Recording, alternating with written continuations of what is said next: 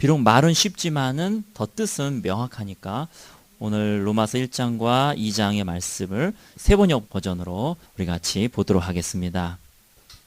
우리 로마서 1장 1절서부터 우리 한 목소리로 같이 봉독하도록 하겠습니다. 시작. 그리스도 예수의 종인 나 바울은 사도가 되었습니다. 나는 하나님의 복음을 전하기 위하여 따로 세우심을 받았습니다. 아멘. 일단 여기까지 얘기를 할게요. 우리는 모두 다 왕같은 제사장들이요 하나님의 존귀한 자들이지만 그러나 하나님께서 특별히 부르셔서 따로 세우시는 분들이 있습니다. 성경은 명확하게 하나님께서 사도들, 지금으로 말하자면 목회자들을 따로 부르시고 따로 세우셨다라고 말씀하고 있습니다. 하나님의 말씀을 전하는 도구가 되기 위해서, 복음을 전하는 도구가 되기 위해서 하나님이 따로 부르신 것이죠. 2절 같이 읽겠습니다. 그러면 이 복음이란 무엇이냐? 시작. 이 복음은 하나님께서 예언자들을 통하여 미리 약속하신 것으로 그의 아들을 두고 하신 말씀입니다. 이 아들은 육신으로는 다윗의 후손으로 태어나셨으며 아멘. 즉 복음은 뭘 얘기하냐? 예수 그리스도에 대한 이야기다. The story of the Jesus. 예수님에 대한 이야기가 바로 복음이라는 것입니다.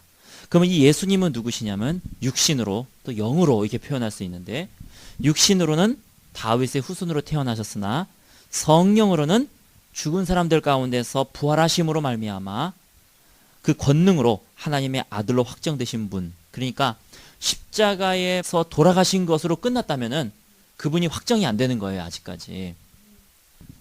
어느 간증해 보니까 그 있잖아요, 예수님이 십자가에서 돌아가실 때에 양쪽에 우편관도 좌편광도가 있었는데 그 세 십자가 중에서 누가 예수님이냐?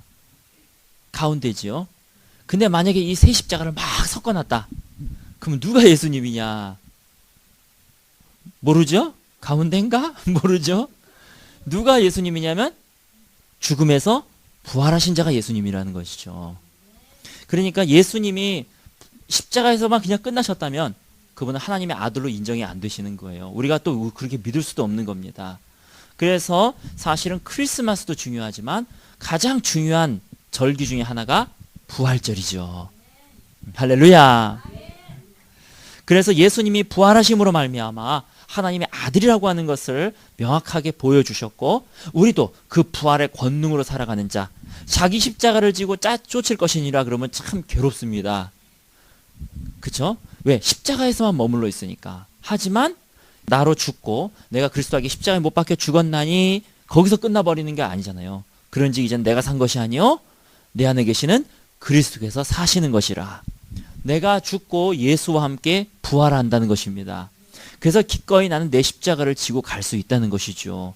때로는 내 십자가가 내 남편일 수도 있고 때로는 내 자식일 수도 있고 우리 찬양마을교회 성도들하고는 상관없는 얘기지만 때로는 누구일 수도 있고 때로는 관계일 수도 있고 때로는 내 십자가가 돈이 될 수도 있고 내가 뭔가 내 믿음을 꼭 십자가의 정의가 그런 건 아니지만 일반적인 내 믿음을 자꾸 저하시키게 되고 내가 좀 짊어져야 될 나에게 맡겨져 있는 것들. 그렇지만은 여기서 십자가에 머무르게 되면 우리는 별 소망이 없는 것입니다. 반드시 그 십자가를 내가 졌을 때는 하나님이 3일 만에 부활시키신다는, 그래서 다시 회복시키시고 오히려 그것이 나에게 복이 되어서 30배, 60배, 100배의 열매를 맺게 하는 그 씨앗으로 십자가를 사용하신다는 것을 여러분 믿으시기 바랍니다. 5절에 보겠습니다. 같이 읽을게요. 시작. 우리는 그를 통하여 은혜를 입어 사도의 직분을 받았습니다. 그것은 우리가 그 이름을 전하여 모든 민족이 믿고 순종하게 하려는 것입니다. 여러분도 그들 가운데 들어있어서 예수 그리스도의 부르심을 받은 사람이 되었습니다. 이제 여기서 여러분은 로마 교회 성도들을 얘기하는 것이죠. 로마서니까. 이제 목회자들 얘기하는 것이 아니라 성도들을 대해서 얘기하는 것입니다. 이제 여러분도 부르심을 받은 사람이 되었습니다. 물론 어떠한 제사장으로서 목회자로서 부르심을 받았다기보다도 성도로서 부르심을 받았다는 것이죠. 좁은 길로 갈 수 있도록 이거는 성경에 써있지는 않은 얘기지만 100명 중에서 한 5명 구원받으면 많이 받는다 이런 얘기 하잖아요. 5% 100명이 죽으면 95명은 지옥에 가고 5명이 천국에 간다. 혹은 어떤 사람은 3명이 천국에 간다 이런 말 하지 않습니까? 성도로 부르심을 받았다는 그 자체만으로도 하나님이 택하셔서 우리를 구원 계획 속에 집어넣으시고 우리를 결국 죽는 날까지 우리를 인도하신다는 거, 그리고 죽은 다음에도 천국에 갈 수 있다는 거, 이것이 우리의 큰 복인 줄 믿으시기 바랍니다. 7절 같이 봉독하겠습니다. 나는 로마에 있는 모든 신도에게 이 편지를 씁니다. 하나님께서 여러분을 사랑하셔서 그의 거룩한 백성으로 부르셨습니다. 하나님 우리 아버지와 주 예수 그리스도께서 내려주시는 은혜와 평화가 여러분에게 있기를 빕니다. 여태까지는 인사말 또 어떤 정체성에 관한 부분이었고 8절서부터 같이 보겠습니다. 시작. 나는 먼저 여러분 모두의 일로 예수 그리스도를 통하여 나의 하나님께 감사를 드립니다. 그것은 여러분의 믿음에 대한 소문이 온 세계에 퍼지고 있기 때문입니다. 하나님은 내가 그 아들의 복음을 전하는 일로 충심으로 섬기는 분이시기에 내 마음속을 알고 계십니다. 나는 기도할 때마다 언제나 여러분을 생각하며, 여기까지 끊을게요. 와, 참 무서운 말이에요.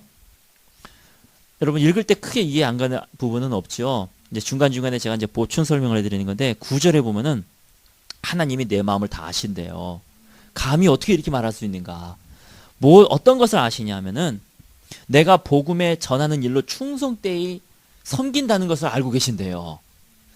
나는 나를 그렇게 얘기 못하겠어요.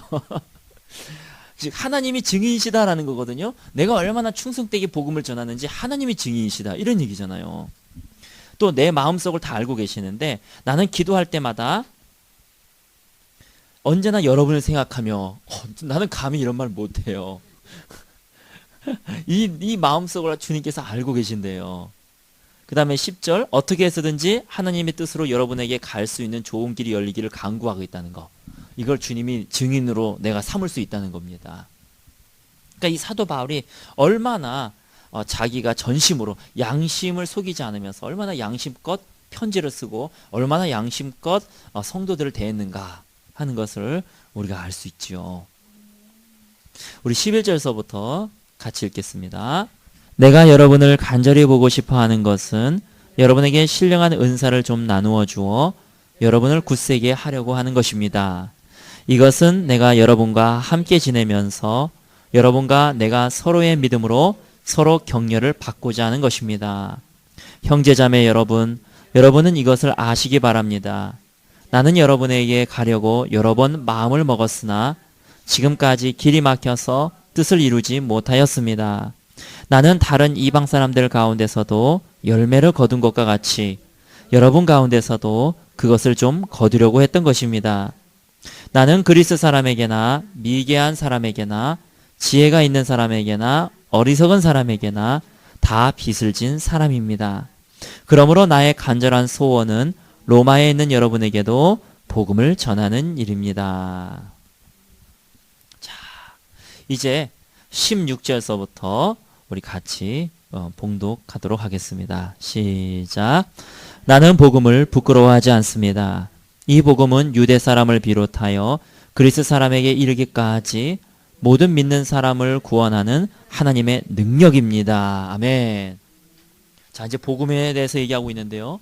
나는 복음을 부끄러워하지 않습니다. 왜냐하면 복음은 능력이기 때문입니다. 할렐루야.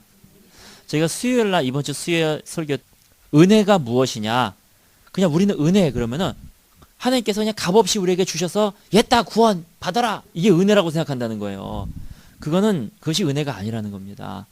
은혜는 정말로 은혜를 받은 사람은 은혜 속에 뭐가 들어있냐면 능력이 들어있다는 것이죠. 은혜 이꼴 능력이라는 것입니다. 즉 복음 이꼴 능력이라는 것이에요. 그래서 복음을 받아들이는 사람은 내가 삶이 변하게 되는 능력까지도 다 받아들인다는 것입니다.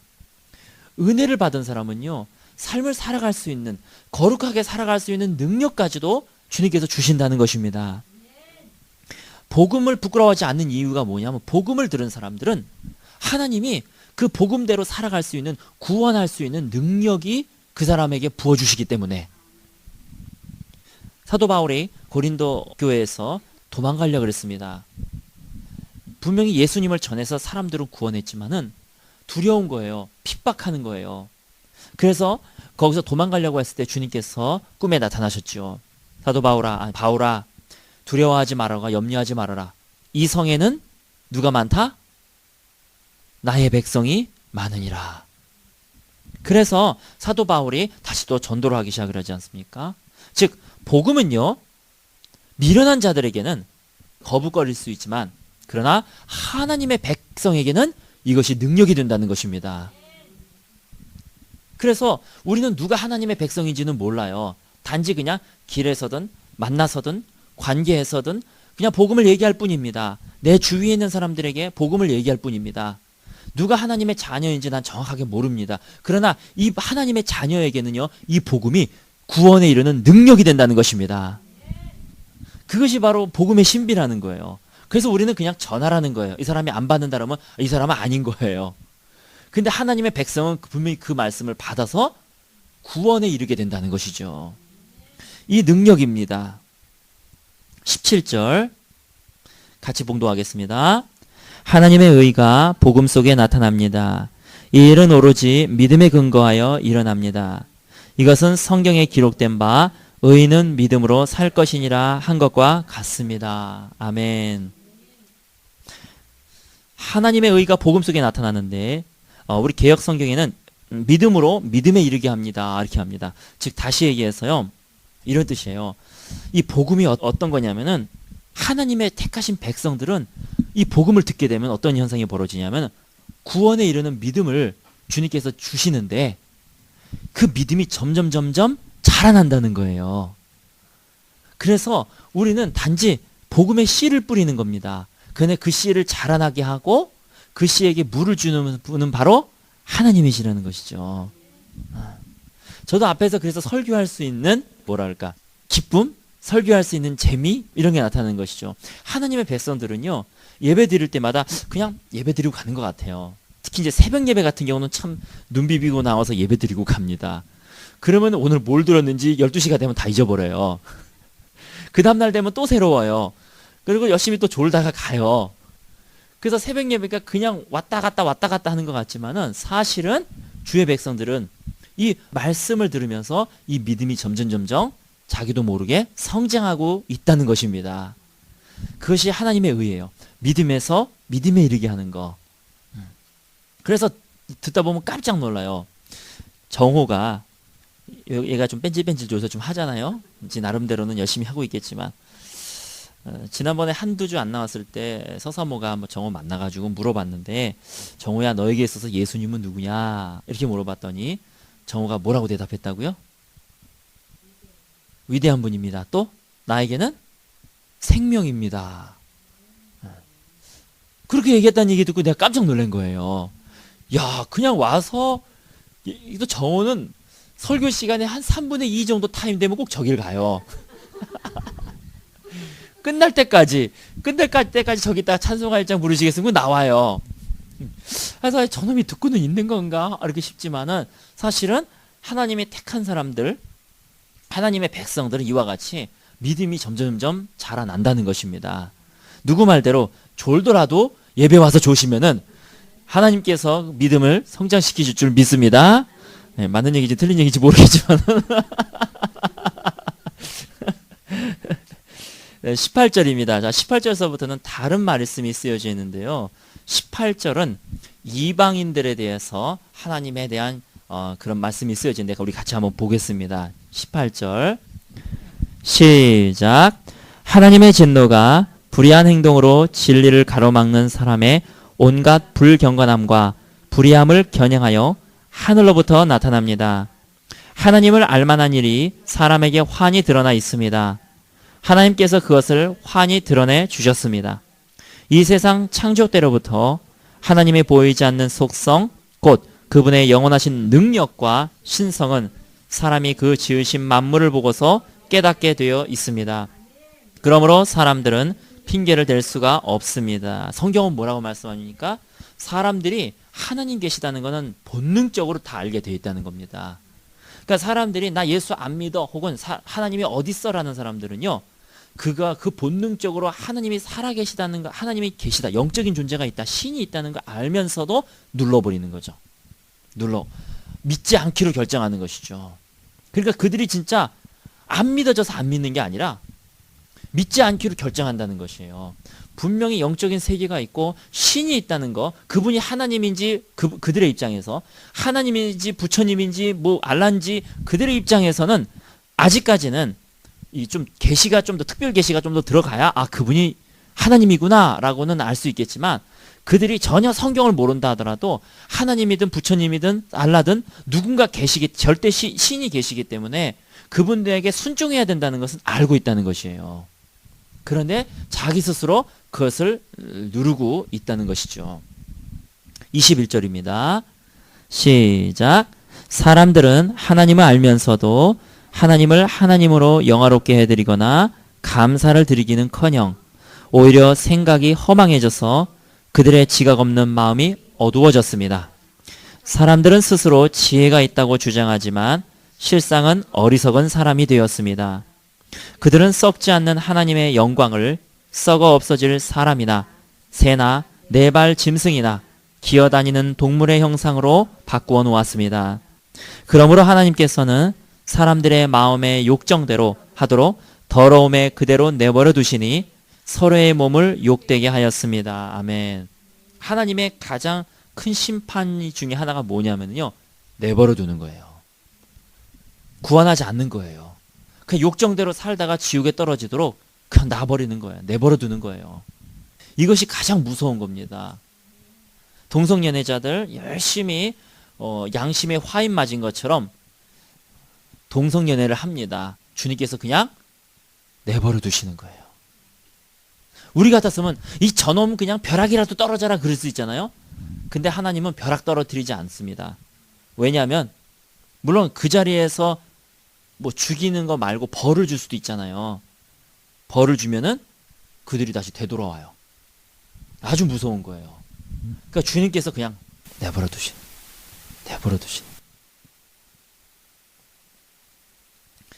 지옥 갈 사람들은요, 돈을 잘 법니다. 돈 잘 벌도록 내버려 두시는 거예요. 우리 생각 같았으면 저 악인이 돈을 잘 번단 말이에요. 남 등쳐먹고 돈을 잘 버는데 우리 생각 같았으면 주님 저 사람들에게 벌을 줘야 되지 않겠습니까? 근데 그 벌을 주는 것보다 더 강한 심판이 그렇게 내버려 두는 거. 그들이 자기가 잘하는 줄 알고 살다가 지옥에 가는 거예요. 이 내버려 둔다는 것이 너무나 무섭습니다. 그러니까 하나님의 백성들은요, 우리가 때로는 죄를 지었을 때에 하나님께서 징계하시는 게 우리에겐 좋은 거예요. 다시 되돌아오라는 거예요. 내 멋대로 살았더니 내 가정이 엉망진창이 되고 내 사업이 엉망진창이 되고 내 직장이 엉망진창이 되고 오히려 그게 더 좋은 겁니다. 하나님께서 되돌아오라는 사인이에요. 25절. 그들이 어떻게 욕정에 불타 있느냐. 25절 같이 봉독합니다. 사람들은 하나님의 진리를 거짓으로 바꾸고 창조주 대신에 피조물을 숭배하고 섬겼습니다. 하나님은 영원히 찬송을 받으실 분이십니다. 아멘. 우상 숭배하는 자들. 26절 시작. 이런 까닭에 하나님께서는 사람들을 부끄러운 정욕에 내버려 두셨습니다. 여자들은 남자와의 바른 관계를 바르지 못한 관계로 바꾸고 또한 남자들도 이와 같이 여자와의 바른 관계를 버리고 서로 욕정에 불탔으며 남자가 남자와 더불어 부끄러운 짓을 하게 되었습니다. 그래서 그들은 그 잘못에 마땅한 대가를 스스로 받았습니다. 어떻게 받았습니까? 내버려 두는 거예요. 요새 시대가 참 지저분한 시대입니다. 예전에는 순결을 지키고 자기 남편이나 자기 아내 외에는 어떠한 관계를 갖지 않는, 육체적인 관계를 갖지 않는 그런 거였다면은 지금은 오히려 그런 사람들을, 순결을 유지하려고 하는 사람들을 어리석은 사람들이다, 이런 취급을 하는 이상한 사람들이 있죠. 여자들은 남자와의 바른 관계를 바르지 못한 관계로 바꾸고 또한 남자들도 이와 같이 여자와의 바른 관계를 버리고 서로 역장에 불탔으며, 자, 그 다음에 나오는 것이 동성연애잖아요. 남자가 남자와 더불어 부끄러운 짓을 하게 되었습니다. 그래서 그들은 그 잘못에 마땅한 대가를 스스로 받았습니다. 동성연애는 성경 어디를 뒤져보아도 죄라고 명확하게 쓰여져 있습니다. 사람들이 단지요 양심의 화인을 맞아가지고요 아니라고 우겨대는 거예요. 그렇다고 죄가 아닐 수 있습니까? 결코 그럴 수 없습니다. 어떻게 인생에 한 여자하고만 산이에요. 그래서 간통죄도 사라졌어요. 아무리 인간이 법적으로 뜯어 고치고 막 하더라도 하나님은 자기 아내, 자기 남편 외에는 허락하시지 않으셨습니다. 그 외의 것들은 다 죄지요. 성경은 말씀하고 있는 것입니다. 그렇기 때문에 우리는 세상이 어떻게 변하든 간에 성경이 참 진리요 성경만이 하나님의 말씀인 줄 우리는 믿습니다. 그러한 삶으로 살아가셔서 저 천국에 이르는 구원에 이르는 저와 여러분 되시기를 예수님의 이름으로 축원합니다. 28절입니다. 참 우리는 행복한 나라에 살고 있는데 미국에서 지금 로마서 1장 25절, 26, 27절을 가지고 이런 설교를 하잖아요. 벌금이 참 세상에 이상하게 우리나라 얼마나 좋은 나라에 살고 있습니까?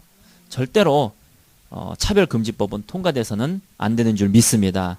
이름만 이뻐요. 차별금지. 근데 그 내용이 보면은 이름하고 영 아니라는 거죠. 영 아니라는 겁니다. 역차별법이죠. 한 사람을 보호하기 위해서 9사람의 입을 틀어막고 9사람에게 벌금을 때리는 역차별법이죠. 28절 말씀 같이 한 목소리로 봉독합니다. 사람들이 하나님을 인정하기를 싫어하므로 하나님께서는 사람들을 타락한 마음 자리에 내버려 두셔서 해서는 안 된 일을 하도록 놓아두셨습니다. 불의와 악행과 탐욕과 악의로 가득 차 있으며 시기와 살해와 분쟁과 사기와 적의로 가득 차 있으며 수군거리는 자요 중상하는 자요 하나님을 미워하는 자요 불손한 자요 오만한 자요 자랑하는 자요 악을 꾸미는 모략꾼이요 부모를 거역하는 자요 우매한 자요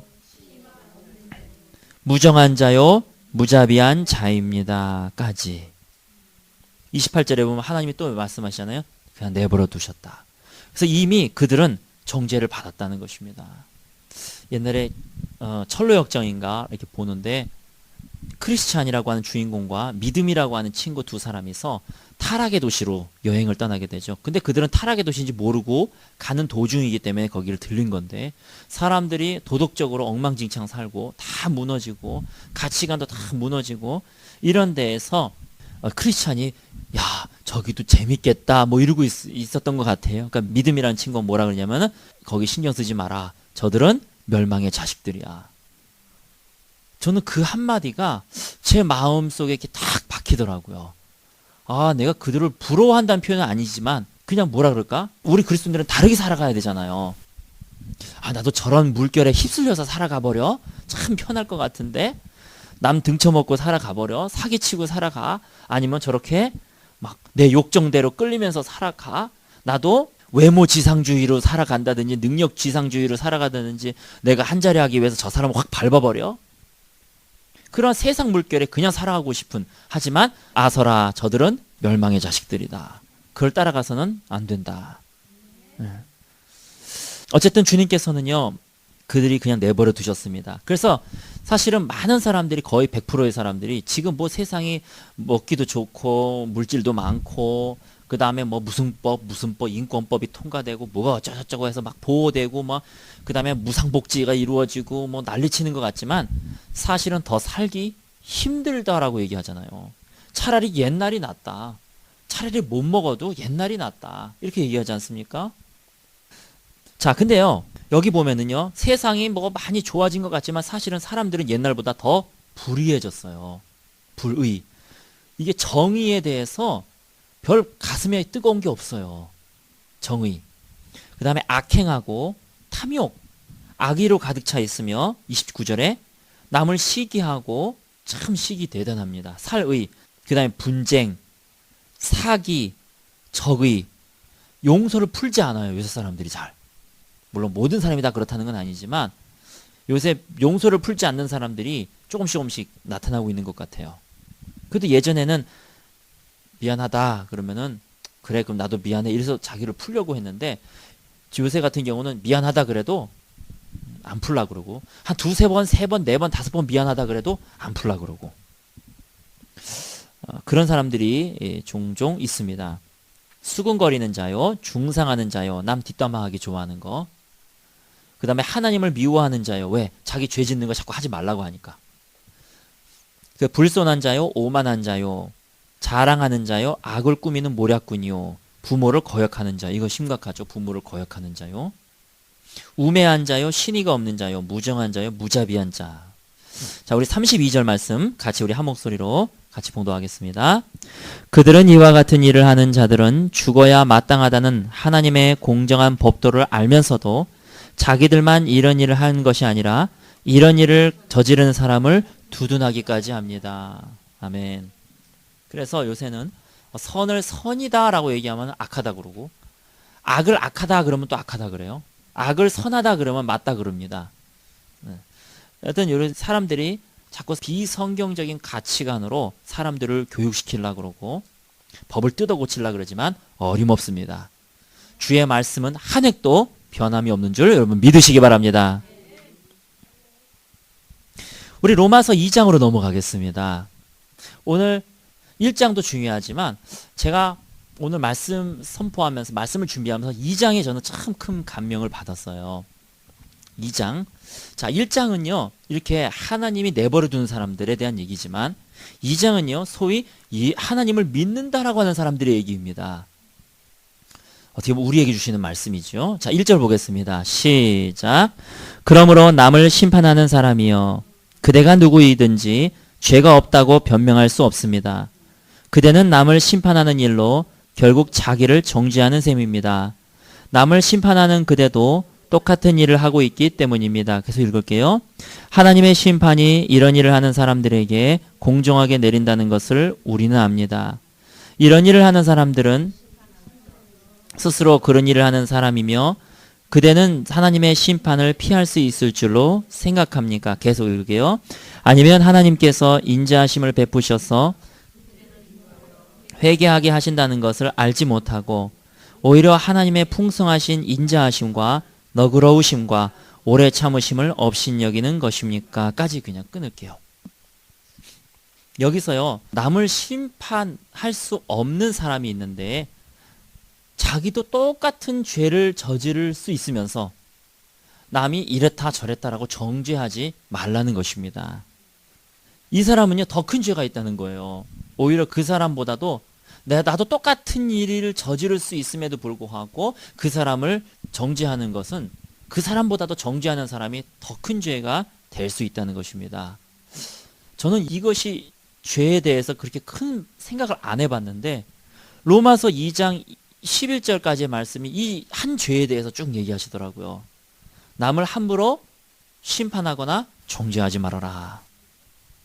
그래서 4절에 보면은요. 하나님이 인자하심을 베푸셔서 회개하게끔 하나님께서 이렇게 이끄시는데 우리가 하나님을 갑자기 딱 떠난다 해서 하나님이 야이 하고 징계하시지 않잖아요.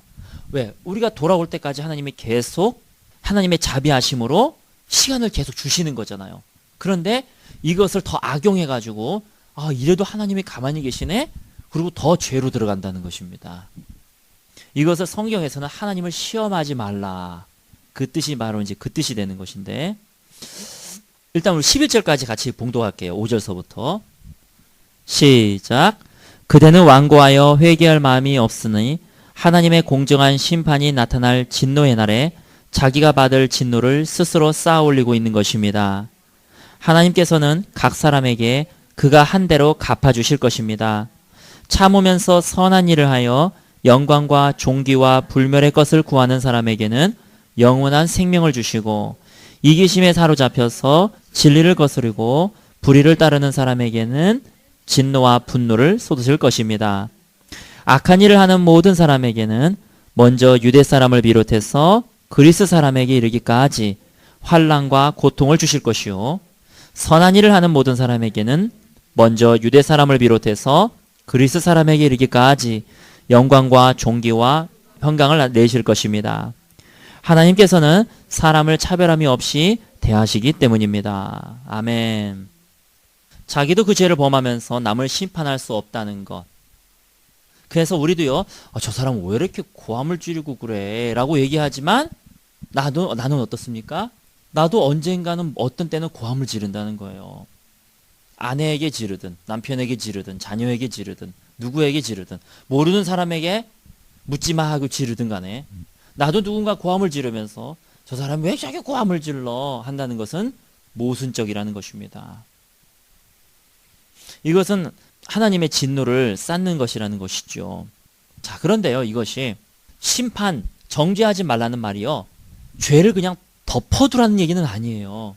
그러니까 이제 심판 정죄하지 말라 그랬어. 그러니까 이제 죄고 뭐고 없어. 무조건 다 당신은 맞아. 당신은 맞아. 그건 아니라는 거예요.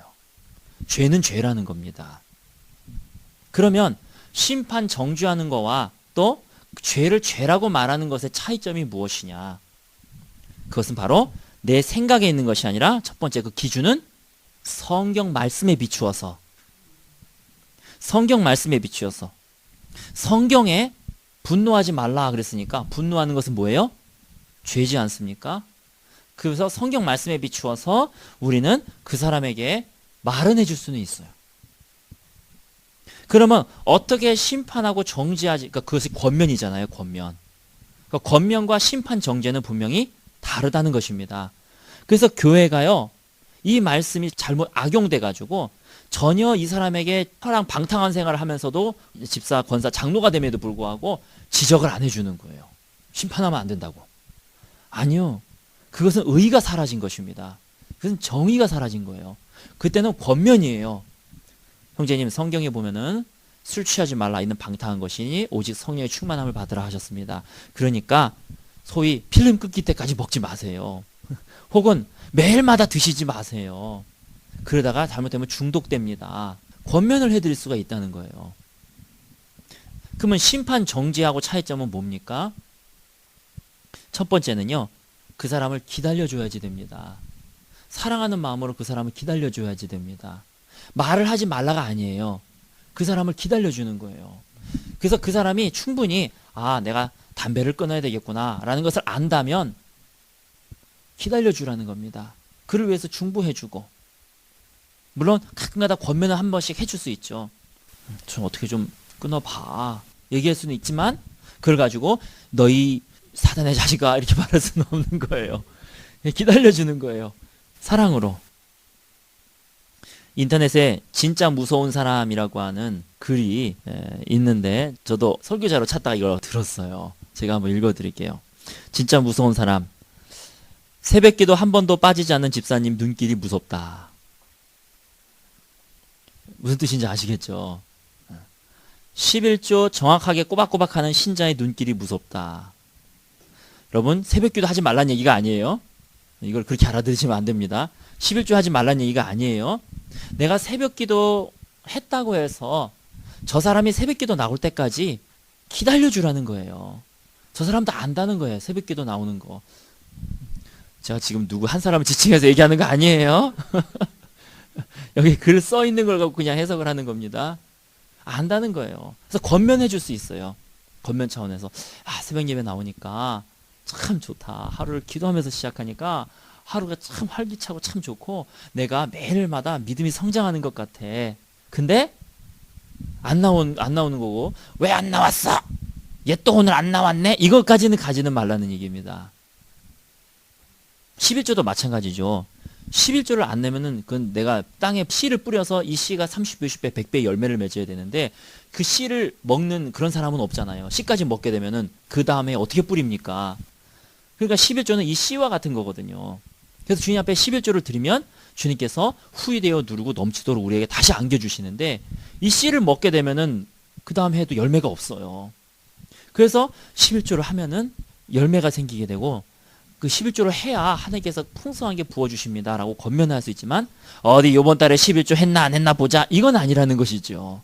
그렇게 우리가 정죄할 수는 없다는 거. 기다려주라는 것이죠. 기다려주라는 거. 40일 금식기도 다녀온 권사님의 눈길이 무섭다. 40일 금식기도 다녀오면 그 다음서부터 내가 최고야. 야 40일 금식기도 한 사람 있으면 나와봐. 이건 아니라는 것이지요. 그렇죠? 무슨 의미인지 아시겠죠? 30일 금식 기도 하지 말란 얘기가 아닙니다. 그 하는 거 대단합니다. 그러나 그것은 다른 사람에게까지 가서 내 자기의 의가 되든지 뭔가 다른 사람을 정죄하는 도구가 되든지 그건 아니라는 것이죠. 크고 건강한 교회 다니는 성도가 무섭다. 신학 박사학위를 받은 신학자가 무섭다. 성도수가 제법 되는 교회의 목사님이 무섭다. 뭐 이런 얘기가 있습니다. 철야 시간에 어느 집사님이 철야 기도하러 왔는데 기도하다가 눈을 딱 보니까 권사님도 주무시고 계시고 장로님도 주무시고 계시고 다 주무시고 계시는 거예요. 그래서 야, 나는 그 집사인데 권사 장로들이 이렇게 잠자고 있다니 이런 말을 하는데 갑자기 하나님 음성이 들렸대요. 얘야, 남을 정죄하느니 차라리 너도 자라. 정죄하는 것보다 차라리 자는 게 낫다는 겁니다. 그만큼 이 남을 정죄하고 심판하는 것은 그 사람이 어떤 일로 와서 어떻게 하는지 모르잖아요. 그 사람도 알고 있거든요. 권면해 줄 수 있어요. 우리 기도 시간에 웬만하면 자지 말고 우리 열심히 기도하자. 그렇게 권면해 줄 수 있습니다. 그럼 그분도 자기가 알아요. 이제 권면을 했기 때문에 방향성을 설정해 주지 않으면 안 되죠. 방향성은 분명히 설정을 해주죠. 그것이 권면이에요. 그러나 기다려주는 겁니다. 기다려주고 그 사람이 그렇게 믿음으로 싸워서 승리할 수 있도록 기도해주고 기다려주고 보듬어주고 또 넘어지면은 또 세워주고 오늘 잤어. 괜찮아. 내 다음 주에 안 자면 돼. 다음 주에 안 자면 돼. 보듬어주고 뭐 괜찮은 건 아니지만 어쨌든 보듬어주면서 우리 다음에 또 해보자. 이렇게 기다려주고 보듬어주는 거. 권면과 정죄는 분명히 다른 것 같죠? 잘 설명이 되고 있습니까? 네. 자, 이것을 잘못 알아들어서 철야 시간에는 자도 된다. 그 뜻은 아닙니다. 내가 또 말씀드렸으니까 저 사람을 정죄하느니 차라리 내가 자라 그랬어. 오늘 그냥 잘래. 이건 안 되는 거예요. 우리가 남을 쉽게 판단할 수 없는 이유가 두 번째 있습니다. 첫 번째는 기다려준다는 거. 두 번째는 어떻게 보면 저 사람의 상이 의외로 나보다 더 클 수도 있어요. 제가 이야기 하나 읽어드릴게요. 어느 목사님이 책에서 쓴 글인데 한번 들어보시기 바랍니다. 몇몇 분들은 제가 한번 이거 읽어드린 적은 있어요. 나는 주님을 열심히 섬기고 있는 한 남자를 이상을 통해서 보았습니다. 그는 쉬지 않고 사람들에게 간증하기도 하고 사람들을 가르치기도 하고 아픈 사람들을 방문해서 치유하기도 했습니다. 그리고 기도해 주기도 했습니다. 그는 주님 앞에 대단한 열심이 있었고 사람들에 대한 순전한 사랑으로 목회하고 있었습니다. 그때 나는 또 다른 남자 한 사람을 보았는데 그는 영락없이 방랑자이거나 집이 없는 사람이었습니다. 작은 새끼 고양이 한 마리가 잘못해서 그가 가는 길에 들어가자 그는 그것을 발로 차기 시작했습니다. 그러다가 그는 자신을 억제하고 발로 고양이를 길 바깥으로 매우 거칠게 밀어내 버렸습니다. 그리고 나서 주님께서 나에게 이 두 사람 중에 한 사람은 목회자고 열심히 있는 목회자, 한 사람은 방랑자고 누가 더 주님을 기쁘게 하고 있는지를 질문하셨습니다. 첫 번째 사람이지요? 나는 망설이지도 않고 대답을 했습니다. 아니다. 두 번째 사람이다. 그분이 이렇게 대답하시고 그들 각자의 이야기를 해주셨습니다. 첫 번째 사람은 대대로 주님을 믿어온 아주 훌륭한 가정에서 자라난 사람입니다. 그는 매우 부흥하는 교회 내에서 자라났고 가장 훌륭한 학교를 다녔고 그에게는 주님의 사랑이 100이 주어졌는데 그는 오직 75만 사용하고 있었습니다. 두 번째 사람은 귀머거리로 세상에 태어났습니다. 그는 어렸을 때부터 학대를 받았고 어둡고 추운 골방에 갇혀 지내다가 8살 때에 당국에 의해서 발견되었습니다. 여러분 귀도 안 들리는데요. 어둡고 추운 골방에 혼자서 갇혀서 8살까지 살아다가 한번 생각해 보십시오. 그 사람의 삶이 뭐겠습니까? 어렸을 때의 삶이. 그리고 그는 이 기관에서 저 기관으로 옮겨 다니면서 가는 데마다 계속 학대를 당했습니다. 결국 그는 길거리로 쫓겨나게 되었습니다.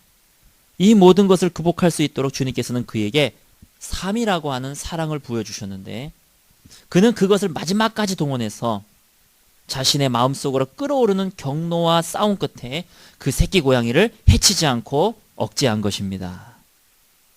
나는 이제 그 사람이 솔로몬도 상상할 수 없을 만큼 휘황찬란한 보호자 위에 왕으로 앉아있는 것 같은 것을 바라보았습니다. 수많은 천사들의 무리가 그의 분부를 기다리며 그의 주변에 정렬하고 있었습니다. 주님, 그렇다면 그의 마지막 이야기도 해주십시오. 내가 간청했습니다. 물론이다.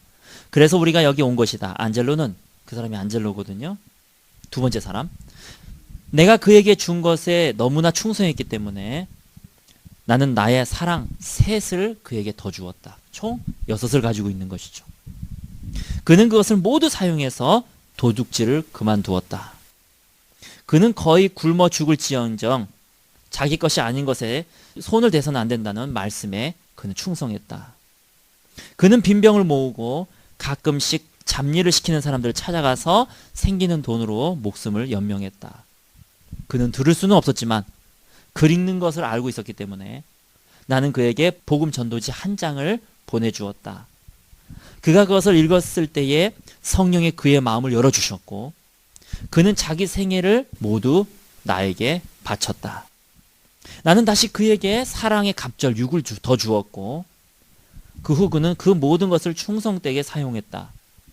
그는 나를 다른 사람에게 나누어 주고 싶었지만 그는 말을 할 수가 없었다. 그는 비록 그러한 빈곤 속에 있었으나 그의 번 돈의 절반 이상을 전도지를 사는 데 사용했다.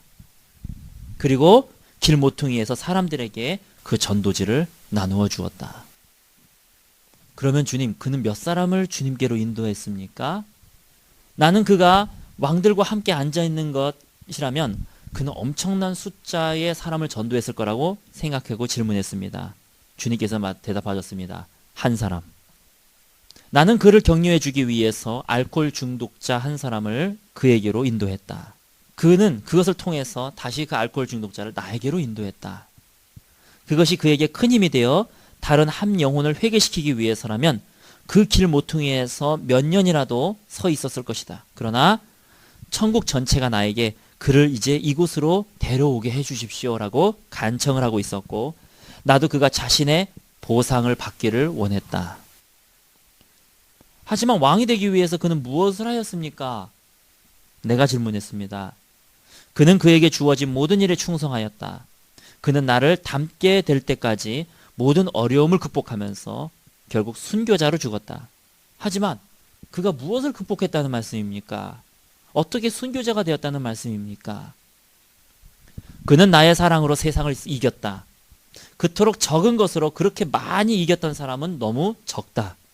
나의 백성 중 많은 사람이 한 세기 전만 해도 100년 전만 해도 그 편리함 때문에 왕들도 부러워할 만큼의 편리함을 살면서도 감사하지 않는 반면에 안젤로는 추운 밤에 종이 상자 하나를 너무나 감사한 나머지 그것을 내가 임재하는 영광스러운 성전으로 변화시켰다. 그는 모든 사람과 모든 것을 사랑하기 시작했다. 그는 사과 한 개를 가지고도 내 백성 중에 어떠한 사람들이 성대한 향찬에 기뻐하는 것보다도 더 즐거워했다. 그는 내가 그에게 준 모든 것에 즐거워하고 충성했다. 그것이 비록 내가 너를 포함하여 다른 사람들에게 준 것에 비하면 그에게 준 것은 너무나 보잘것없는 것일지라도 나는 너가 그의 앞을 여러 번 지나다녔기 때문에 너에게 그를 보여주었었다. 계속 읽을게요. 너는 한 번은 너 친구 한 사람에게 그를 손가락질하면서 그에 대해 말한 적도 있었다. 제가 그랬습니까? 제가 무엇이라고 말했습니까? 너는 이렇게 말했다. 저기 버스 정류장에서 도망 나온 엘리야의 무리 중 또 다른 한 사람이 있군요. 너는 그가 사람들을 복음에 가까이 가지 못하도록 원수가 보낸 광신도라고 말했다. 그 사람이 이제 그 길거리에서 막 전도하는 것을 보고 이렇게 얘기했다는 것이죠. 이 체험은 지금까지 내가 겪었던 것들 중 가장 혹독한 타격이었다. 나는 충격 이상을 받았다. 나는 경악했다. 나는 아무리 그 특정한 상황을 기억하려고 애써 보았으나 생각이 나지 않았다. 그와 같은 단순한 일들이 너무 많았기 때문이다. 나는 형세기 남루한 노방 전도자들에 대해서 지금까지 큰 동정을 가진 적이 없었다. 내게는 그들이 사람들을 복음에서 떨어지게 하기 위해서 특별히 파견된 것처럼 보여졌다. 죄송합니다, 주님. 정말로 죄송합니다. 너는 다시 용서받았다. 그분이 즉시 응답하셨다. 그리고 너의 말도 사실은 옳은 면도 있다. 잘못되고 심지어는 삐뚤어진 동기를 가지고 길에서 복음을 전하려는 사람들도 많이 있다. 그렇다 할지라도 거기에는 신실한 사람들도 많이 있다. 비록 훈련받지 못하고 무식하다 할지라도 너는 외모로 사람을 판단해서는 절대로 안 된다. 내 이름을 위하여 사람들이 세운 큰 교회와 기관들 안에도 세련된 전문직을 뚫 중에서도 중에 있는 만큼 나의 사람들이 많이 있다. 그러면 그가 어떻게 죽었습니까? 내가 그가 순교자로 죽었다는 것을 기억하고서 주님께 물어보았습니다. 그는 추위 속에 의식을 잃었던 한 늙은 술주정뱅이를 살리려다가 얼어서 죽었다. 사실 그는 매일 죽었다. 그는 그 자신을 위해서 살지 않았고 다른 사람들을 위해서 살았기 때문이다. 세상에 있을 때에 그는 언제나 자신을 성도 중 가장 작은 자로 여겼으나 실상 그는 가장 큰 자 중 하나가 되었다. 너가 이미 배운 대로 스스로를 가장 큰 자로 여기고 다른 사람에게 큰 자로 여김을 받는 자들 중에서 사실은 여기서 가장 작은 자로 끝을 맺는다. 안젤로는 한 교리나 그의 증언을 위해서도 죽지 않았다. 그는 나를 위해서 죽었다. 참으로 성경적인 말씀입니다. 우리가 사람들에 대해서 함부로 이러쿵 저러쿵 말할 수가 없는 이유가 우리는 그 사람이 살아온 배경을 모르기 때문입니다. 과부의 두랫돈을 여러분이 아실 겁니다. 자기의 생활비 전부를 들였던 그런 과부를 주님께서는 가장 많이 내셨다. 이렇게 말씀하셨습니다. 어떤 사람은 1억 중에서 100만 원을 냈지만 어떤 사람은 자기가 가지고 있는 100만 원 중에서 100만 원을 냈습니다. 어떤 사람은 1억 중에 1000만 원을 냈지만 자기가 가지고 있는 5만 원 중에서 5만 원을 냈다면 주님은 그 사람이 더 많이 낸 것이다 라고 말씀하셨습니다. 그러므로 하나님은 우리에게 사랑을 100을 주셨는데 내가 75를 행하였고 이 사람은 3을 주었는데 3을 행하였다면 누가 더 많은 사랑을 한 것입니까? 우리는 다른 사람을 알 수 없다는 것이에요. 그 사람이 살아온 배경도 우리는 알 수 없다는 것이에요.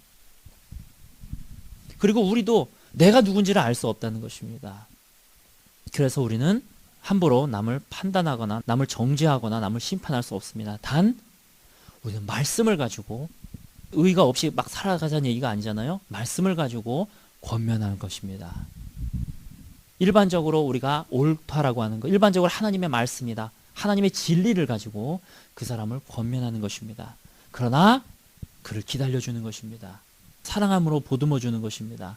그가 가면을 쓰고 다니지 않도록, 그가 교회에 가면을 쓰고 앉아있지 않도록, 그리고 그가 변화될 수 있도록 보듬어주고 위에서 기도해주고 기다려주는 것, 이것이 바로 권면인 것입니다. 전 찬양마을교회가 그런 교회가 되어지기를 저는 소원합니다. 우리 교회 안에서 사람들이 변화되어지고 우리 안에서 마스크를 다 벗고 하나님 안에서 있는 모습 그대로 솔직하게 나아감으로써 자기가 나약함을 그대로 고백하고 그래서 사람들로부터 또 중보기도도 받고 그리고 또 그 자체를 또한 또 인정해주고 그러한 찬양마을교회가 되어지시기를 예수님의 이름으로 축원합니다. 오늘 말씀 기억하시면서 이 시간에 같이 기도하기를 원합니다.